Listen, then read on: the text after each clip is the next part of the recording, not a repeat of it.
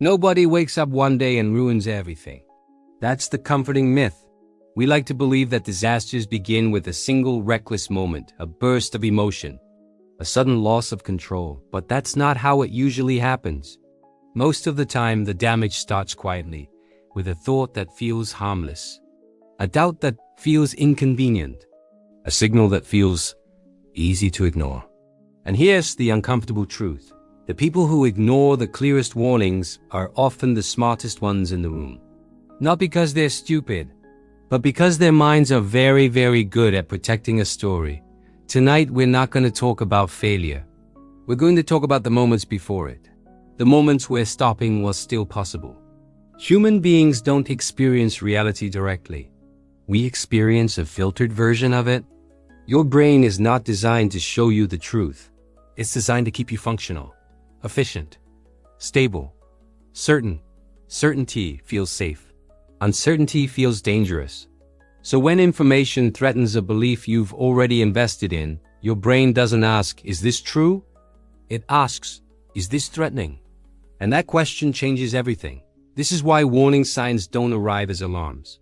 They arrive as discomfort, a strange feeling, a contradiction you can't quite explain, a moment where something feels off, but not off enough to justify stopping everything. The first warning is almost never dramatic. It doesn't shout, it doesn't interrupt, it whispers, a small inconsistency, a number that doesn't match, a behavior that doesn't fit the pattern.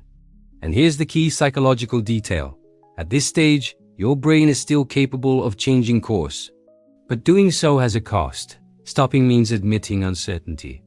And uncertainty threatens identity.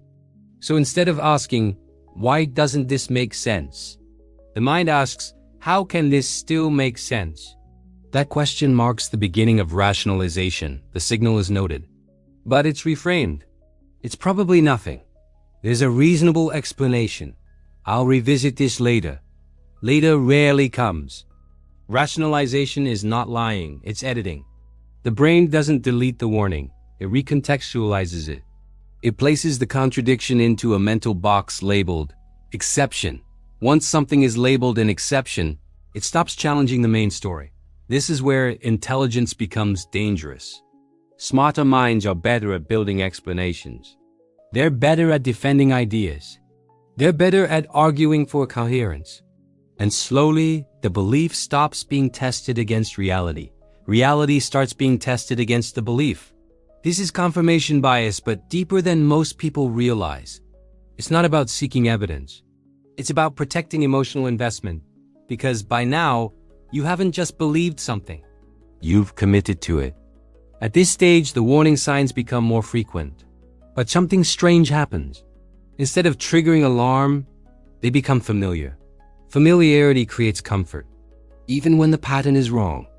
Each ignored signal slightly increases the cost of stopping, because stopping now would mean admitting that you ignored the previous ones too. So the brain adjusts again. Doubt becomes noise. Concern becomes annoyance. Criticism becomes hostility. Not because it's wrong, but because it threatens the structure holding everything together. This is the silent escalation. Nothing feels dramatic, nothing feels urgent. And that's precisely why it's dangerous. Here's the irony. When everything finally collapses, people say, it came out of nowhere. But it didn't. It came from dozens of moments where stopping felt uncomfortable, inconvenient, or embarrassing. The final action is rarely impulsive. It's procedural. By the time it happens, the decision has already been made.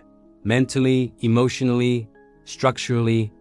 What looks like a snap judgment is actually the last step of a very long process.